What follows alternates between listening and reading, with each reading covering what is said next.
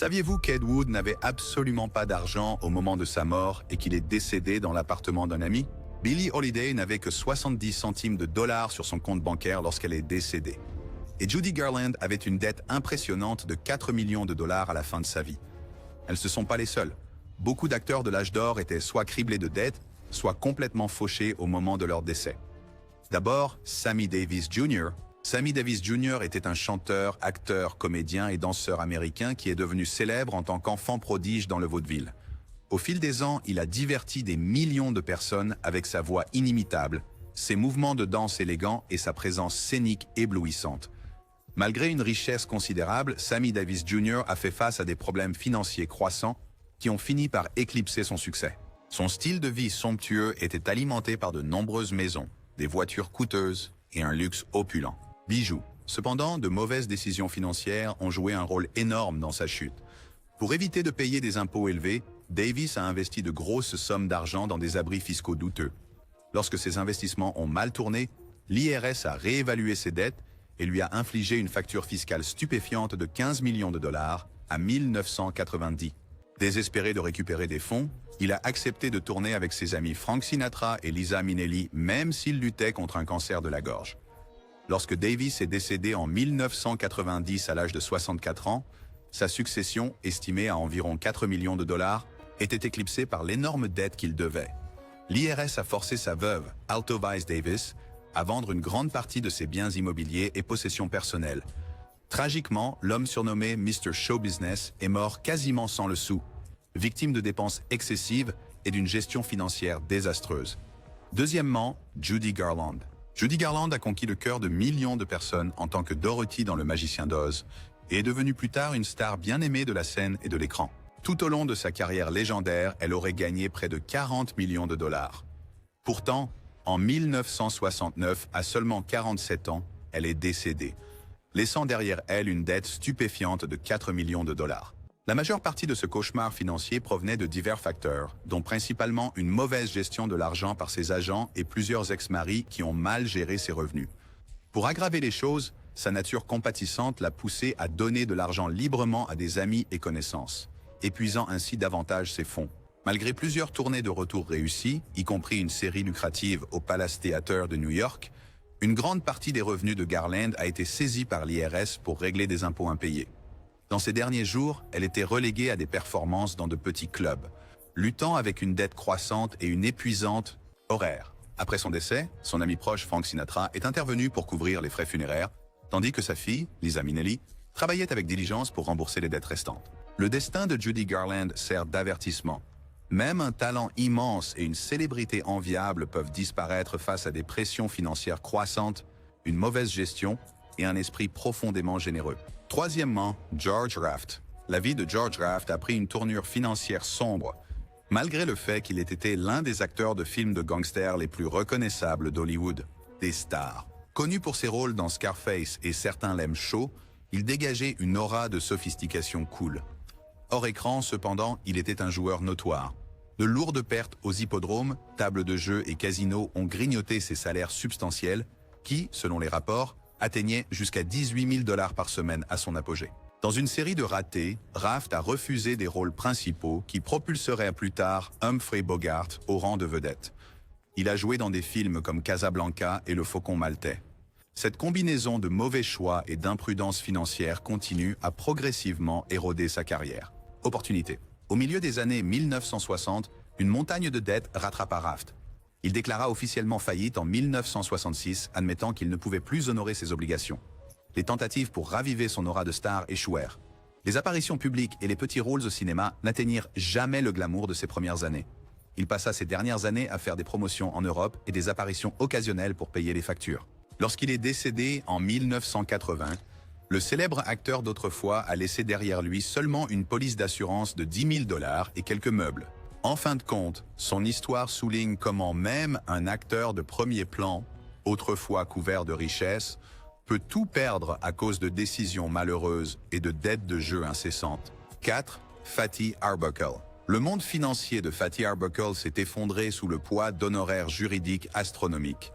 Un fardeau qui le hantrait même après que son nom ait été blanchi. Né Roscoe Conkling Arbuckle, il était l'un des de la comédie hollywoodienne des débuts, signant un contrat d'1 million de dollars par an avec Paramount en 1920. Pourtant, tout ce succès a disparu en 1921 lorsqu'il s'est retrouvé impliqué dans un scandale autour de la mort de l'actrice Virginia Rappe. Bien qu'il ait finalement été acquitté d'homicide involontaire, Arbuckle a dû subir 3 procès criminels très médiatisés qui ont accumulé 700 000 dollars en frais juridiques, l'équivalent d'environ 13 millions de dollars aujourd'hui. Dans le désespoir, il a vendu son manoir et ses voitures de luxe juste pour rester à flot. Les studios et les salles de cinéma ont commencé à retirer ses films de la circulation en raison de la mauvaise publicité. Malgré son acquittement, l'image publique d'Arbuckle ne s'est jamais entièrement rétablie, le laissant effectivement sur la liste noire. À un moment donné, son cher ami et collègue comédien Buster Keaton est intervenu, lui offrant un pourcentage des bénéfices de ses propres productions pour alléger la pression financière. Les tentatives de retour d'Arbuckle étaient douloureusement lentes, l'obligeant à travailler sous un pseudonyme. Bien qu'il ait trouvé une certaine rédemption modeste en réalisant des courts-métrages, l'ancienne grande star du muet est décédée en 1933, laissant derrière lui un héritage terni par le scandale et épuisé par des dettes écrasantes. Cinquièmement, John Barrymore. John Barrymore a traversé une tempête de dettes qui a éclipsé sa réputation comme l'un des plus grands acteurs de théâtre de son époque. Il venait de la célèbre famille Barrymore, ses frères et sœurs Ethel et Lionel étaient également des interprètes légendaires, et il s'est fait une place à Broadway, maîtrisant les rôles shakespeariens avec un flair captivant. Hollywood l'a bientôt appelé et il a fait la transition vers le cinéma, gagnant beaucoup pour des succès comme Grand Hôtel. Cependant, les fortunes de Barrymore ont pris un tournant négatif en raison d'un cocktail mortel de vie extravagante, d'alcoolisme chronique et de multiples divorces coûteux.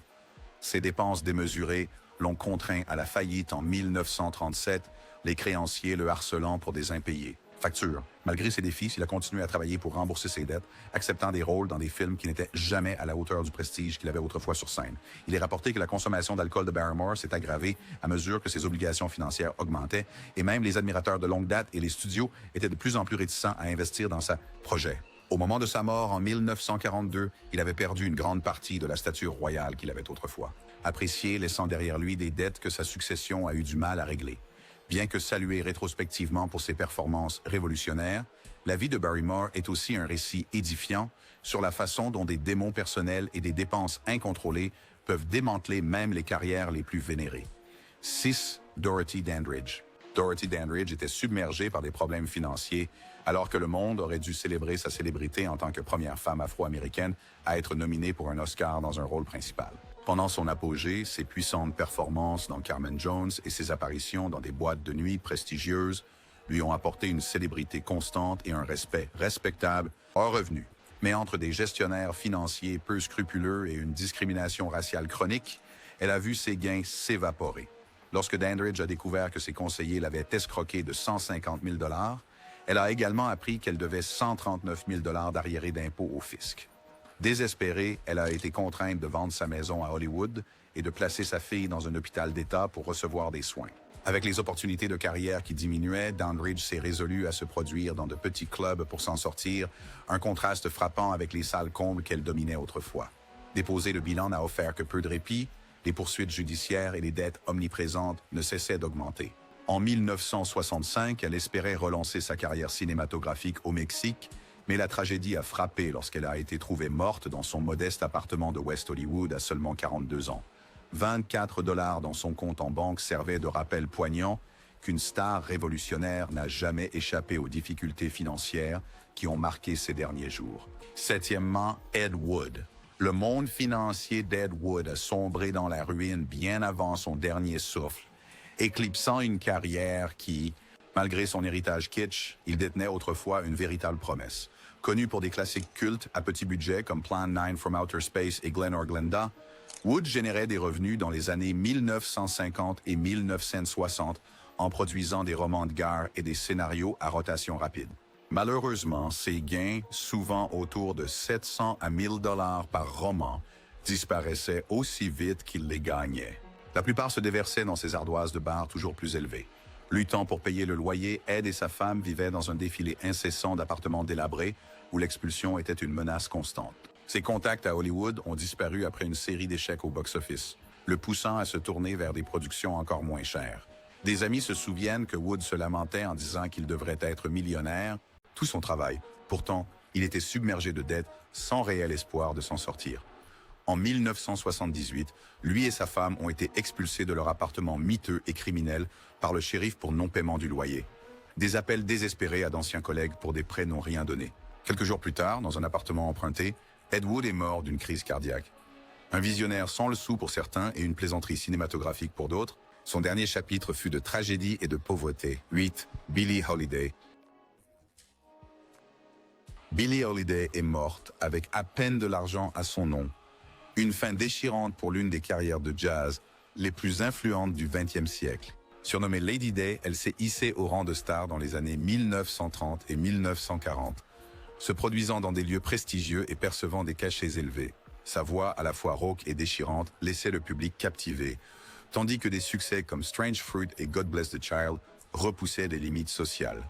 Mais même au sommet de sa gloire, Holiday sombrait progressivement dans les dettes à cause de sa dépendance dévastatrice à l'héroïne et de sa consommation excessive d'alcool. Beaucoup de ses revenus ont été gaspillés en drogue ou détournés par des amants et des managers opportunistes. Les choses se sont aggravées lorsqu'elle a perdu sa carte de cabaret de New York après une condamnation pour drogue, ce qui l'a obligée à se produire uniquement dans des théâtres ou d'autres lieux sans licence d'alcool, réduisant considérablement sa capacité à gagner sa vie. Alors que sa santé déclinait, Holiday réalisa que ses royalties de disques étaient pratiquement inexistantes. Certains de ses anciens enregistrements n'étaient même plus disponibles. En mai 1959, elle fut de nouveau arrêtée pour possession de drogue et mourut 2 mois plus tard, menottée à son lit d'hôpital. La grande Billie Holiday a laissé seulement 70 cents à la banque, un rappel dévastateur que le génie seul ne peut pas protéger contre la ruine financière et l'exploitation. 9. Bud Abbott. Bud Abbott s'est retrouvé dans une spirale descendante de dettes qui allait éclipser ses triomphes passés en tant que moitié du légendaire duo comique Abbott et Costello. Au sommet de leur carrière, Bud et Lou Costello faisaient partie des stars les mieux payées d'Hollywood, captivant le public avec des sketchs classiques comme Who's on First et réalisant 36 films entre 1940 et 1956. Cependant, un train de vie extravagant, associé à des habitudes de jeu intensives, a rapidement érodé la fortune que les deux hommes avaient construite. Pire encore, l'IRS a exigé le paiement d'arriérés d'impôts après la Seconde Guerre mondiale, les obligeant à liquider des actifs précieux, y compris les droits de leurs films populaires. Alors que leur attrait comique commençait à diminuer au milieu des années 1950, Universal a refusé de répondre au salaire du duo, demande mettant effectivement fin à leur longue et fructueuse collaboration avec le studio. Au fil du temps, la santé de Bud s'est détériorée, et sans le filet de sécurité financier autrefois fourni par les succès populaires, il s'est enfoncé davantage dans la précarité. Il a finalement été contraint de faire appel publiquement à des fonds, ayant perdu sa maison à cause de la Agence du revenu des États-Unis. Lorsque son partenaire, Lou, est décédé, Bud a tenté de continuer en solo, mais n'a jamais retrouvé l'élan qu'ils avaient ensemble. Au moment de sa mort en 1974, l'homme qui a fait rire des millions vivait presque dans la pauvreté, ses dettes étant une note de bas de page, marquée de l'un des actes de comédie les plus emblématiques, dès à Buster Keaton. Buster Keaton a fait face à des difficultés financières débilitantes qui ont entaché son héritage en tant que l'un des plus grands comédiens et innovateurs de cascade du cinéma muet. Malgré un salaire de $3 500 par semaine dans les années 1920 et la construction d'un somptueux domaine à Beverly Hills, la vie de Keaton a déraillé lorsqu'il a signé avec MGM en 1928. Autrefois créativement indépendant, il devait maintenant se conformer à un système de studio qui altérait son style distinctif. Pendant ce temps, sa vie personnelle se dégrada également. Un divorce tumultueux avec Nathalie Talmadge entraîna une chute financière. En 1934, Keaton fut contraint de déposer le bilan, déclarant des actifs de seulement $12 000 contre des dettes croissantes. Privé de sa maison et de sa liberté créative, il peinait dans des films de série B oubliables, bien loin de ses chefs-d'œuvre précédents comme Le Mécano de la Générale.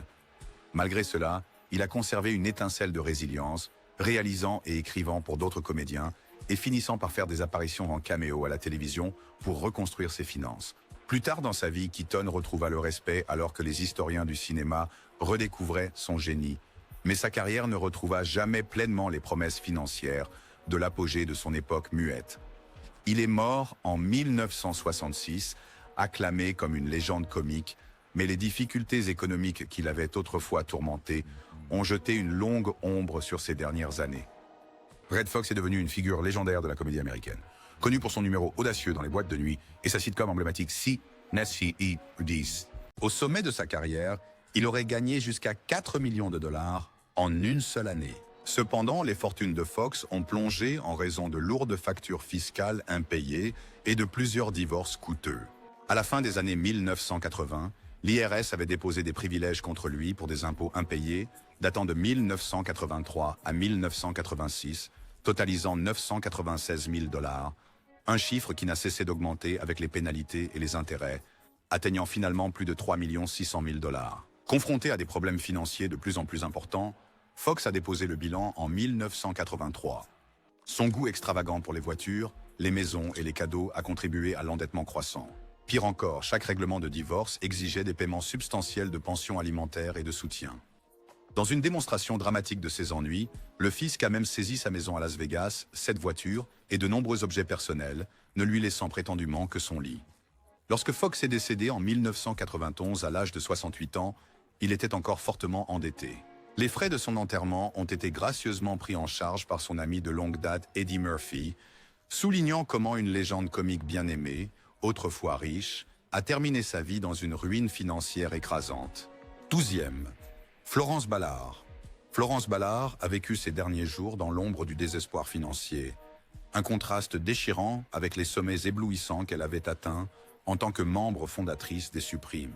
Au sommet de leur carrière dans les années 1960, The Supremes rivalisaient avec les Beatles en termes de renommée et gagnaient des sommes énormes pour chaque performance. Les riches voix de Ballard, qualifiées par Berry Gordy de Motown comme la colonne vertébrale de leur son, étaient cruciales pour des succès comme Where Did Our Love Go et Baby Love. Malheureusement, les conflits au sein du groupe, des épisodes de dépression et un problème d'alcool en gestation ont eu des conséquences. En 1967, Ballard a été évincé du groupe et sa carrière solo éphémère avec ABC Records n'a jamais pris son envol.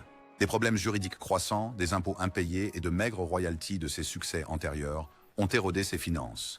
Au début des années 1970, sa maison familiale a été saisie et elle s'est tournée vers l'assistance sociale. Bien qu'elle ait lutté pour reconstruire sa vie, en réalisant de petits concerts et en planifiant un retour, sa santé s'est détériorée. En 1976, elle est morte à seulement 32 ans, laissant derrière elle 3 enfants et pratiquement aucune économie. La chanteuse qui avait autrefois foulé les plus grandes scènes du monde est partie sous les plus sombres nuages financiers, une fin tragique pour la femme qui a contribué à définir le son de l'âge d'or de Motown. 13. Mickey Rooney. Mickey Rooney a terminé sa carrière remarquable sous le poids écrasant des problèmes d'argent. Une tournure tragique pour l'un des acteurs les plus endurants d'Hollywood. Légende. En tant qu'enfant star sous Metro-Goldwyn-Mayer dans les années 1930 et 1940, Rooney était parmi les acteurs les mieux payés au monde, en tête d'affiche de la populaire série NDRD et de films comme Boys Town. Son charme et son énergie débordante lui ont valu une immense richesse, qu'il dépensait librement. Malheureusement, de multiples divorces, il s'est marié 8 fois, et des habitudes de dépenses fastueuses l'ont laissé constamment à court d'argent. Dans ces dernières années, des accusations de maltraitance des personnes âgées ont émergé. Rooney a témoigné devant le Congrès en 2011 sur l'exploitation financière par un beau-fils qui aurait vidé son compte en banque. Au moment de son décès en 2014, à l'âge de 93 ans, il vivait sur une fraction de la fortune qu'il possédait autrefois. Malgré plus de 300 crédits de films et une carrière couvrant 9 décennies, des rapports suggèrent qu'il n'avait qu'environ 18 000 dollars à son nom. Sa succession s'est embourbée dans des disputes entre sa femme et ses enfants, reflétant les dynamiques familiales profondément fracturées qui ont défini son dernier chapitre. Pour un artiste légendaire applaudi pour son exubérance à l'écran, la réalité brutale des finances de Rooney rappelle tristement que la célébrité ne conduit pas toujours à la fortune. 14. Bobby Driscoll. Bobby Driscoll s'est retrouvé dans des difficultés financières graves qui contrastaient fortement avec son image hollywoodienne, autrefois éclatante.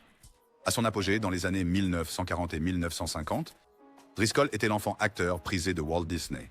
Apprécié pour des succès en prise de vue réelle comme Mélodie du Sud et L'île au trésor, et plus tard comme la voix de Peter Pan, il gagnait jusqu'à 1 750 dollars par semaine, une somme stupéfiante pour une jeune vedette de son époque. Pourtant, son succès s'est effondré lorsqu'il a atteint l'adolescence. Il a eu du mal à décrocher des rôles significatifs, et une dépendance croissante à la drogue a commencé à nuire à sa santé et les finances. Au début de la vingtaine, Driscoll avait purgé une peine pour possession de drogue et se retrouvait rejeté par la même industrie qu'il avait autrefois soutenue. Ses tentatives répétées de retour échouaient, les opportunités étaient rares, et toute richesse restante était engloutie par les frais juridiques, les coups de désintoxication, spirale de dépendance. Désespéré et incapable de relancer sa carrière, il a quitté Hollywood pour New York, espérant une seconde chance sur scène. Ce rêve ne s'est jamais concrétisé. En 1968, le corps de Driscoll a été découvert dans un immeuble délabré de l'East Village, identifié seulement des mois plus tard grâce à une correspondance d'empreintes digitales. Une fin tragique pour une ancienne icône Disney, il est mort sans le sou et seul. Une histoire déchirante de la célébrité enfantine qui tourne mal. 15. Cliff Edwards. Les dernières années de Cliff Edwards furent tentées par la pauvreté. Un destin édifiant pour l'homme qui, jadis, enthousiasma la nation avec son ukulélé et sa voix distinctive. Connu dans les années 1920 sous le nom d'ukulélé Ike, Edwards enchaîna les succès, y compris une version populaire de Singing in the Rain.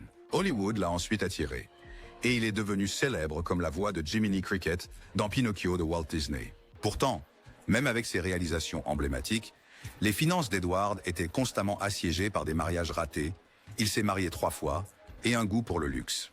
Ses revenus ont chuté pendant la Grande Dépression, mais ses habitudes de dépenses n'ont jamais changé. Avec les paiements de pensions alimentaires qui s'accumulaient et une addiction au jeu qui drainait ses économies, Edwards a déclaré faillite plusieurs fois au cours des années 1930 et 1940. Désespéré de trouver un emploi stable, il accepta tous les petits rôles ou doublages qu'il pouvait trouver. Walt Disney a discrètement couvert certains des frais médicaux d'Edwards dans ces dernières années, reconnaissant la grande contribution du chanteur à l'héritage du studio. Tragiquement, à sa mort en 1971, Edwards était un patient de charité sans actif, son corps initialement destiné à la recherche médicale, lorsque, non réclamé. Ce n'est qu'après que les employés de Disney ont découvert la situation, que le Fonds des acteurs a organisé des funérailles modestes, rendant hommage à un homme qui autrefois illuminait les scènes à travers le pays, mais qui a sombré dans l'oubli et les difficultés à la fin de sa vie. 16e, Josephine Baker. Josephine Baker se retrouva confrontée à de lourdes difficultés financières, même si sa renommée s'étendait à travers les continents. Fuyant la discrimination raciale aux États-Unis, elle a charmé le public parisien dans les années 1920 et 1930 avec ses numéros de danse captivants et son chant sensuel. À son apogée, Baker était l'une des artistes les plus célèbres d'Europe, gagnant l'équivalent de millions en monnaie moderne. Sa vie personnelle, cependant, s'est avérée aussi extravagante que son personnage sur scène. Elle a adopté 12 enfants, sa tribu arc-en-ciel, et entretenait un vaste château dans la campagne française, qui exigeait tous deux des coûts d'entretien exorbitants. Quand la Deuxième Guerre mondiale a ravagé l'Europe, les spectacles de Baker ont généré moins de revenus et ses initiatives philanthropiques ont grandement entamé ses économies. Elle a également fait face à des refus d'engagement motivés par des raisons raciales, limitant ses sources de revenus. Finalement, les dettes croissantes l'ont forcée à déclarer faillite en 1968 et elle a perdu son cher château. Néanmoins, sa résilience était légendaire. Avec l'aide d'admirateurs comme la princesse Grace de Monaco, Baker réussit à orchestrer un dernier retour en 1975, se produisant dans une revue à guichet fermé à Paris, qui a reçu des critiques élogieuses. Malheureusement, seulement quelques jours après ce retour triomphal, elle a subi une hémorragie cérébrale et est décédée. Malgré son statut mondial et son héritage révolutionnaire, Josephine Baker a laissé un héritage financier marqué par la perte, dette et générosité inébranlable. 17. Gary Coleman. Gary Coleman a enduré une vie de péril financier constant, une tournure ironique compte tenu de sa célébrité et de son succès précoce. En tant qu'Arnold Jackson dans le succès télévisé Arnold et Willie, Coleman était l'un des enfants acteurs les plus reconnaissables de la télévision à la fin des années 1970 et au début des années 1980. Malgré sa petite stature, due à une maladie rénale congénitale, il touchait un salaire rivalisant avec celui des stars adultes et avait même lancé une série de promotions lucratives. Cependant, les gains de Coleman se sont dissipés sous la supervision douteuse de ses parents et de ses gestionnaires financiers, ce qui l'a poussé à intenter un procès contre eux pour mauvaise gestion et fraude. Dans les années 1990, Coleman ne parvenait plus à décrocher des rôles significatifs et ses factures médicales continuaient de s'accumuler. Avec peu de travail, il s'est replié sur des apparitions caméo et des passages sporadiques à la télé-réalité, admettant à chaque fois que l'argent était serré. En 1999, il a déposé le bilan, invoquant des dettes énormes et peu d'options viables dans une industrie qui écarte souvent les enfants stars une fois qu'ils perdent de leur charme juvénile. Les luttes de Coleman sont devenues publiques et parfois conflictuelles, avec des altercations documentées et des tragédies personnelles. Lorsqu'il est mort en 2010 à seulement 42 ans, il ne restait plus grand-chose de la fortune qu'il avait amassée en tant qu'enfant prodige. Son histoire demeure un rappel frappant et l'importance vitale d'une gestion financière prudente. 19e, Dana Plato. Dana Plato a passé ses dernières années à jongler avec des difficultés financières, bien loin de son insouciance de star enfantine dans Diff'rent Strokes. Interprétant Kimberly Drummond, Plato est devenu un visage familier à la télévision américaine à la fin des années 1970 et au début des années 1980. Mais sa carrière a brusquement décliné une fois l'émission terminée. En essayant de naviguer à Hollywood en tant qu'adulte, elle trouva que les rôles significatifs étaient insaisissables. Des factures croissantes ont conduit à des décisions discutables.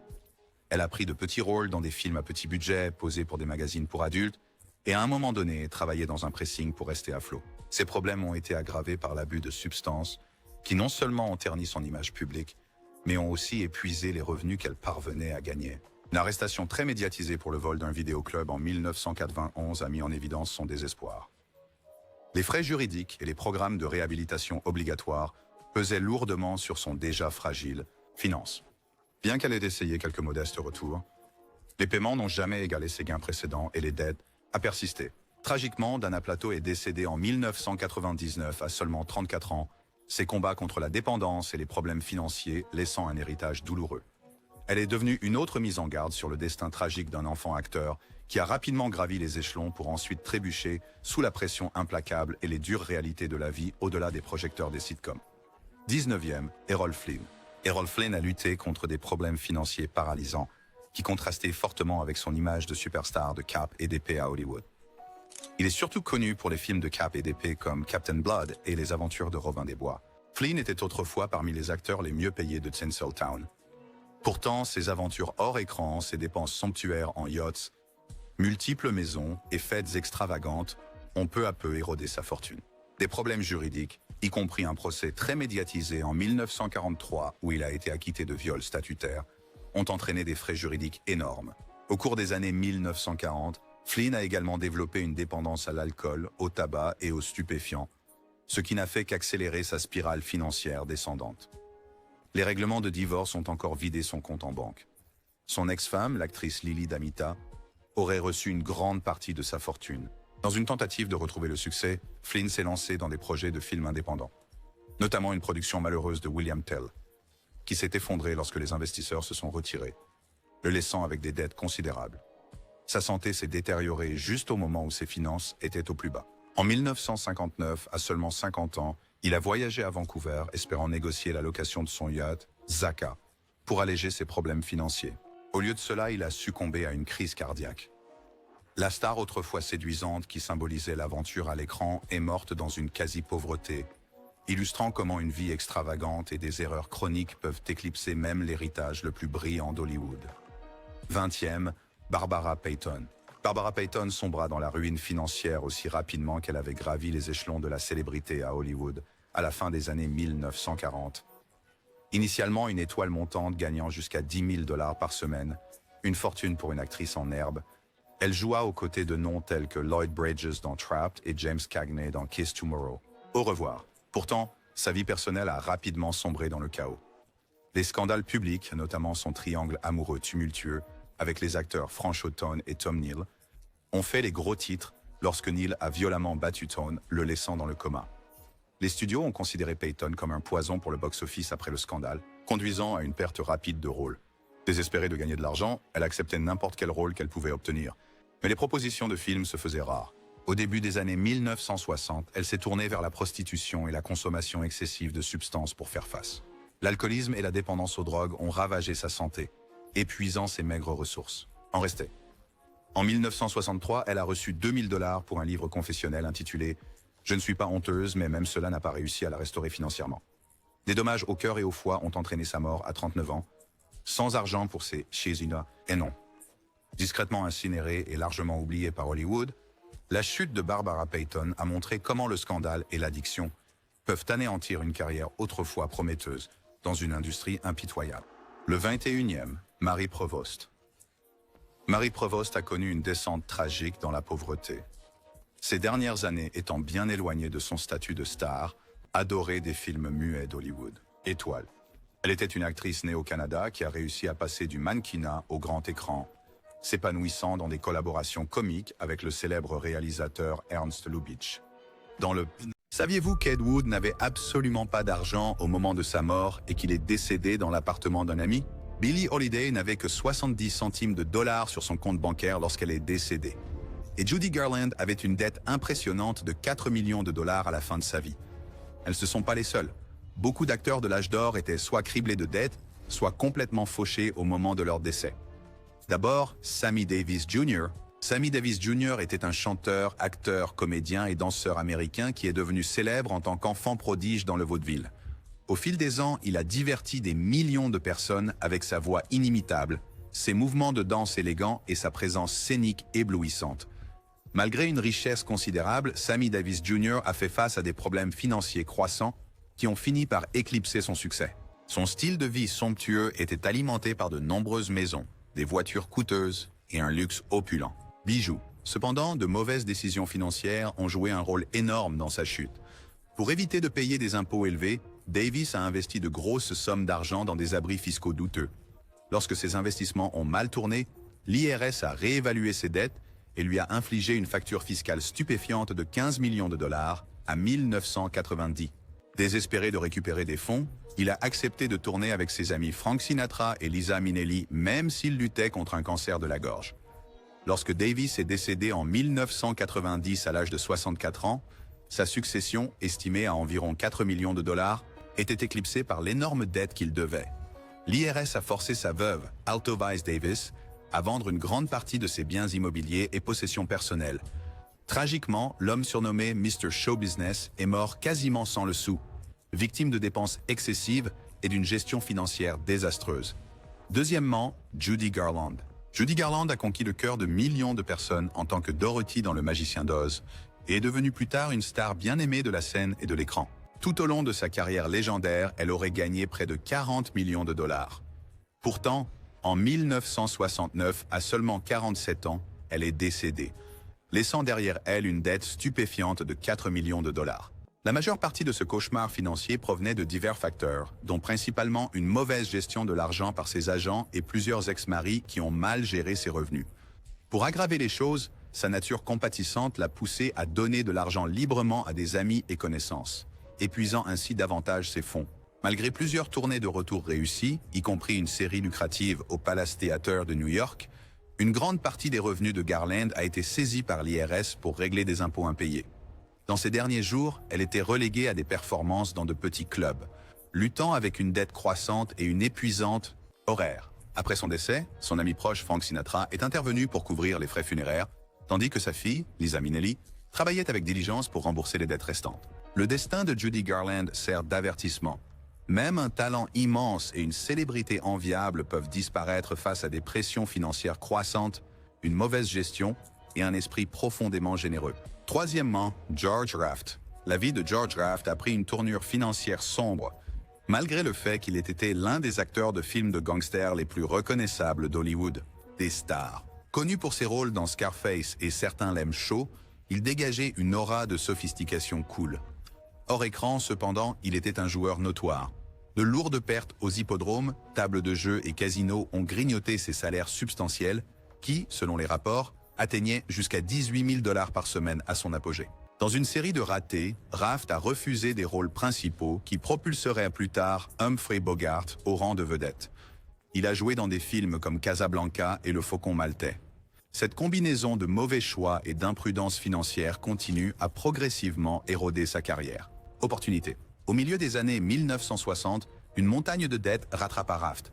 Il déclara officiellement faillite en 1966, admettant qu'il ne pouvait plus honorer ses obligations. Les tentatives pour raviver son aura de star échouèrent. Les apparitions publiques et les petits rôles au cinéma n'atteignirent jamais le glamour de ses premières années. Il passa ses dernières années à faire des promotions en Europe et des apparitions occasionnelles pour payer les factures. Lorsqu'il est décédé en 1980, le célèbre acteur d'autrefois a laissé derrière lui seulement une police d'assurance de 10 000 dollars et quelques meubles. En fin de compte, son histoire souligne comment même un acteur de premier plan, autrefois couvert de richesses, peut tout perdre à cause de décisions malheureuses et de dettes de jeu incessantes. 4. Fatty Arbuckle. Le monde financier de Fatty Arbuckle s'est effondré sous le poids d'honoraires juridiques astronomiques. Un fardeau qui le hanterait même après que son nom ait été blanchi. Né Roscoe Conkling Arbuckle, il était l'un de la comédie hollywoodienne des débuts, signant un contrat d'1 million de dollars par an avec Paramount en 1920. Pourtant, tout ce succès a disparu en 1921 lorsqu'il s'est retrouvé impliqué dans un scandale autour de la mort de l'actrice Virginia Rappe. Bien qu'il ait finalement été acquitté d'homicide involontaire, Arbuckle a dû subir 3 procès criminels très médiatisés qui ont accumulé 700 000 dollars en frais juridiques, l'équivalent d'environ 13 millions de dollars aujourd'hui. Dans le désespoir, il a vendu son manoir et ses voitures de luxe juste pour rester à flot.